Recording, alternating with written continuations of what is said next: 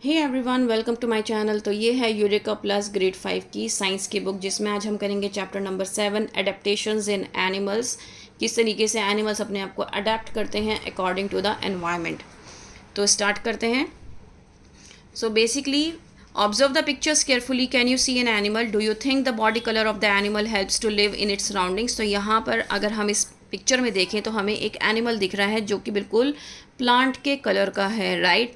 तो ये क्या है? ये भी एक अडेप्टेशन है अपने आप को बचाने की, किसी का खाना बनने से, राइट। तो यही सब हम आज इस चैप्टर में पढ़ने वाले हैं।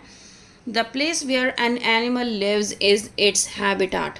सो जहाँ पर कोई भी एनिमल रहता है उस जगह को वो हम क्या कहते हैं? उसका घर कहते हैं, हैबिटाट कहते हैं।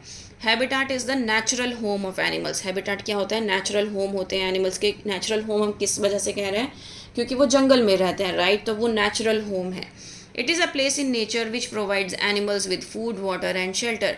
नेचुरल होम मतलब जो नेचर में है, नेचर में जगह है जो कि उन्हें खाना, पानी और रहने की जगह सब प्रोवाइड करता है। Habitat also has the right kind of environment in which the animals need to live. और उस तरह का एनवायरनमेंट जिसमें उन्हें रहना है, वो एनवायरनमेंट भी नेचर ही उनको प्रोवाइड करता है। Many kinds of animals live in the same habitat. तो बहुत सारे ऐसे एनिमल्स होते हैं जो कि सेम हैबिटाट में रहते हैं, सेम घर में रहते हैं, सेम जगह पे, सेम एनवायरनमेंट में रहते हैं। जैसे कि the cold mountainous regions of the Himalayas are home to yaks and snow leopards. तो अगर हम कोल्ड माउंटेनियस रीजन्स की बात करें तो वहाँ पर जो हिमालय में जो याक्स हैं और स्नो लेपर्ड्स हैं वो रहते हैं, ये उनका घर है, वो उनका हैबिटाट है। These animals can not live in warm places. ये याक और जो स्नो लेपर्ड है वो गर्म जगह पर नहीं रह सकता है। On the other hand, open grassland in warm places are the habitat of black birds, cheetahs and floricans. So जो दूसरी तरफ अगर देखें तो जो इतना ओपन ग्रासलैंड्स होते हैं, है ना, वो किसका घर होता है? वो लेपर्ड्स के, ब्लैक बग्स के और फ्लोरिकन्स के घर होते हैं। Now types of habitats. अब हम अलग अलग तरीके के हैबिटाट्स हम पढ़ने वाले हैं। There are different kinds of habitats. For example, forest, sandy desert, grassland, terrestrial habitats कहते हैं इन सबको। बल्कि हमारे कुछ ऐसे हैबिटाट्स भी होते हैं जो एक्वेटिक होते हैं, जैसे कि रिवर और ओशन, उनको हम एक्वेटिक हैबिटाट्स कहते हैं। तो हर एक हैबिटाट अपने आप में अलग है, डिफरेंट है, ठीक है।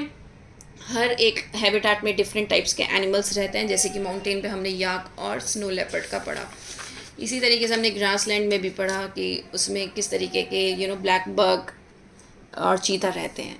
तो इस तरीके से हर एक हैबिटाट में डिफरेंट एनिमल्स रहते हैं। How do animals adapt themselves to live in their habitats? तो एनिमल्स किस तरीके से अपने आप को अडेप्ट करते हैं, किस तरीके से अपने आप को आदत डलवाते हैं कि वो उस एनवायरनमेंट में, उस जगह पर रह सकें। Animals have certain body features and habitats that help them to live comfortably in their habitats. So basically, जो एनिमल जिस जगह पर रह रहा है उसके बॉडी फीचर्स कुछ इसी तरीके के होते हैं जो उसको उस जगह पर रहने के लिए हेल्प करते हैं। उसका एनवायरमेंटल कंडीशंस जो हैं वो भी उसके लिए सुटेबल होती हैं। Such features and habitats are called adaptations. वही फीचर्स और हैबिटाट्स क्या कहलाई जाती हैं? अडेप्टेशंस कहलाया जाता है। अब हम कुछ एडेप्टेशंस के बारे में पढ़ लेते हैं। जैसे कि adaptations in animals living in very cold region, जो बहुत ज़्यादा ठंडे इलाकों में रहते हैं, उनकी एडेप्टेशंस किस तरीके की होती हैं। Polar regions of the earth are extremely cold. जो पोलर रीजन्स होते हैं वो बहुत ज़्यादा ठंडे होते हैं, वो हर वक्त आइस से ढके रहते हैं। कुछ ही प्लांट्स होते हैं जो वहाँ पर उगते हैं, जो ग्रो करते हैं, और इसी वजह से जो कमी विंटर के टाइम पे क्या होती है, वहाँ विंटर होने की वजह से वहाँ पर खाने की कमी रहती है। तो जो वहाँ पर रहते हैं वो उस कंडीशन में, उस एक्सट्रीमली कोल्ड कंडीशन में अपने आप को सर्वाइव कर पाते हैं। जैसे कि पोलर बेयर होता है। पोलर बेयर क्या करता है? उस रीजन में रहता है, वो बहुत ठंडे इलाके में रहता है, नॉर्थ पोल रीजन में, जो कि 12 महीने क्या रहता है? ठंडा रहता है। Adaptations in polar bears. अब किस तरीके की एडेप्टेशन होती है कि पोलर बेयर उस 12 महीने एक ही जगह पे इतने ठंडे इलाके में रह सकता है, जबकि खाने की भी वहाँ पे कमी होती है। तो वो क्या खाता है? उसकी बॉडी में किस तरीके के फीचर्स होते हैं? Body of polar bear is covered with thick layer of fur. अब उसकी जो बॉडी है थिक लेयर ऑफ फर से ढकी हुई होती है।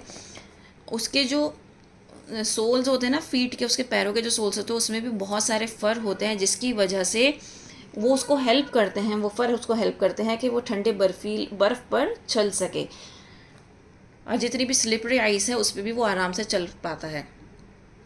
उसकी स्किन के नीचे एक थिक लेयर ऑफ फैट होती है जो उसको गर्म रखने में उसकी मदद करती है, ठीक है, और वो इसी वजह से बहुत कंफर्टेबली इतने ठंडे एरिया में रह पाता है।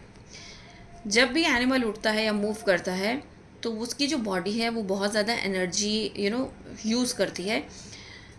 In winter polar bear sleep for nearly 18 to 20 hours. Polar bear सर्दियों में 18 से 20 घंटे सोते हैं रोज़ाना। The long sleep in winter helps them reduce the intake of food, जिसकी वजह से वो कम खाना खाते हैं। ये बट ऑब्वियस है, जब आप सिर्फ 4 घंटे जागोगे तो खाना भी तो कम खाओगे ना, जिसमें जब आप 20 घंटे सो रहे हो।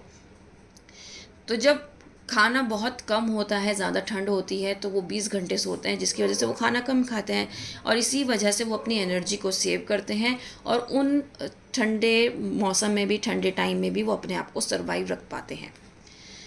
Adaptations in animals living in the mountains. अब जो माउंटेन्स में रहते हैं उनकी एडेप्टेशंस देख लेते हैं।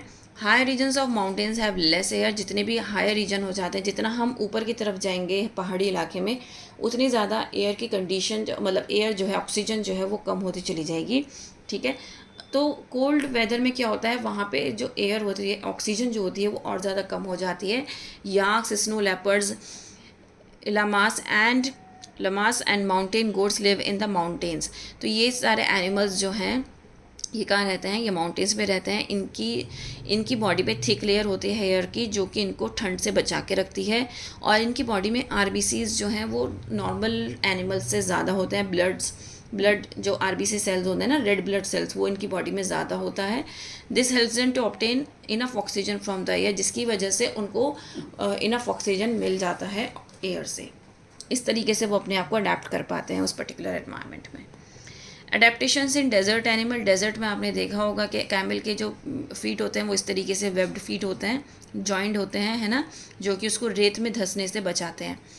So camels are most common animals found in desert. They have several adaptations to enable them to live in their habitat. तो सबसे पहले उनकी जो आइज़ हैं, आई लैशेज़, जितने भी वहाँ आंधी तूफान चलता है सैंड का, तो उससे बचाने में उनको हेल्प करता है।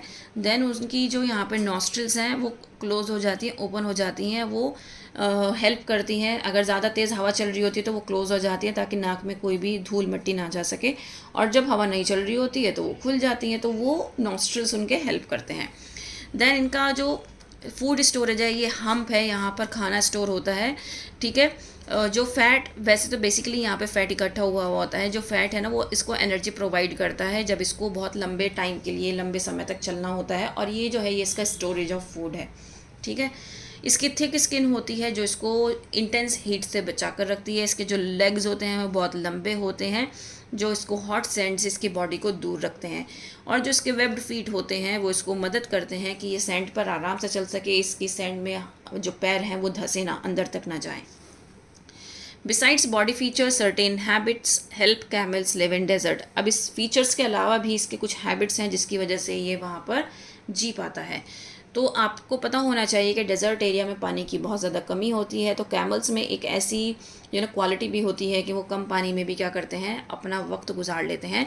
तो जब भी इनके पास पानी अवेलेबल होता है कैमल्स के पास, तो ये बहुत सारा पानी पी लेते हैं, और ये क्या करते हैं, ये इसको स्टोर कर लेते हैं अपनी बॉडी में, मतलब जितना भी इनके बॉडी में से पानी का लॉस हुआ होता है उसको स्टोर कर लेते हैं, और इसी वजह से ये क्या करते हैं, ये लंबे समय तक जी पाते हैं। कुछ ही प्लांट्स ऐसे होते हैं जो डेजर्ट में उगते हैं, ग्रो करते हैं।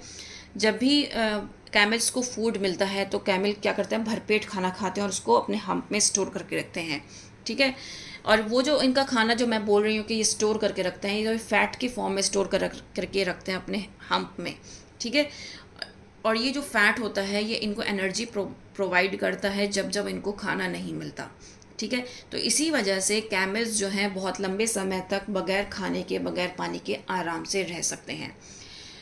इसके अलावा जो इनका माउथ होता है, अंदर इनर पोर्शन होता है, वो लेदर की फॉर्म में होता है, जिसकी वजह से वो जितने भी थॉर्नी जो नुकीले प्लांट्स होते हैं ना, वो उनको आराम से खा पाते हैं। नेक्स्ट है adaptations in animals living in open grassland. अब ओपन ग्रासलैंड में जो रहते हैं उनके अडेप्टेशंस देख लेते हैं, जैसे कि डियर, वाइल्ड डॉग्स, चीता, लायन, ये क्या करते हैं, ओपन स्पेस में रहते हैं। इनके स्ट्रॉन्ग लेग्स होते हैं जो कि ये अपने शिकार के पीछे भागते हैं बहुत आराम से और उसको पकड़ लेते हैं, ठीक है। The colour of their body coat merges with the colour of the dry grass. इनकी जो बॉडी कलर है वो ड्राई ग्रास से कलर से मर्ज कर जाती है, जिसकी वजह से कोई भी शिकारी अपना शिकार जल्दी से ढूंढ नहीं पाता है, ठीक है। The body colour of animals such the lion enables them to remain unnoticed till the prey is close enough। जो कलर होता है बॉडी का एनिमल्स की, जैसे कि लायन, वो उन्हें enables them to remain unnoticed, मतलब वो अननोटिस रहने थे, मतलब जल्दी से पता नहीं चलने देता है कि यहाँ पर लायन बैठा है। तो आपने देखा होगा लायन जब भी शिकार करता है ना, वो एकदम से झपट्टा मारता है, वो एकदम से कूदता है अपने शिकार को। वो पहले पूरी कोशिश करता है कि उसका शिकार जो उसके जितने करीब आ सकता है वो उतना करीब आए, या फिर वो अपनी कंफर्टेबल पोजीशन में रहे उसका जो शिकार है, और उसके बाद वो अपने शिकार पे हमला करता है और उसको पकड़ लेता है। लायन की जो सेंस ऑफ स्मेल है वो बहुत ज़्यादा तेज़ है, शार्प आईसाइट है, शार्प टीथ है, शार्प स्ट्रॉन्ग लेग्स हैं, जिसकी वजह से क्या करता है वो अपने एनिमल को बहुत जल्दी कैच कर लेता है स्ट्रॉन्ग क्लॉज होने की वजह से। नाउ एडेप्टेशन से इन फिश, अब हम एक्वेटिक प्लांट्स की एक्वेटिक एनिमल्स की बात कर लेते हैं। तो फिश क्या है, एक एक्वेटिक एनिमल है जो कि पानी में रहती है। उसकी बॉडी जो है वो स्ट्रीम लाइंड होती है, इस तरीके से स्केल्स बने हुए होते हैं, जिसका मतलब ये है कि वो एंड से तो नैरो है और ब्रॉड है मिडल से, मतलब जहाँ यहाँ से चौड़ाई है और यहाँ से पतला पतला है, तो जिसकी वजह से वो वाटर में स्मूथली मूव करती है, ठीक है। उसकी बॉडी पे बहुत सारे स्केल्स भी प्रेजेंट होते हैं जो कि उसको which prevents the body from getting wet. A fish has fins that help it swim and it is able to absorb oxygen dissolved in the water with the help of its gills। तो हम ये सब जानते हैं कि उसकी body पे जो स्केल होते हैं उसकी वजह से उसकी बॉडी जो है वो कम्प्लीटली वेट नहीं रहती है पूरे टाइम, ठीक है। वो अपने उसकी बॉडी जो है वो इस तरीके से बनी हुई होती है और वो आराम से उसमें स्विम कर सकती है, अपनी डायरेक्शन को अपनी टेल की वजह से वो चेंज कर सकती है और गिल्स की वजह से वो ऑक्सीजन एब्जॉर्ब करती है।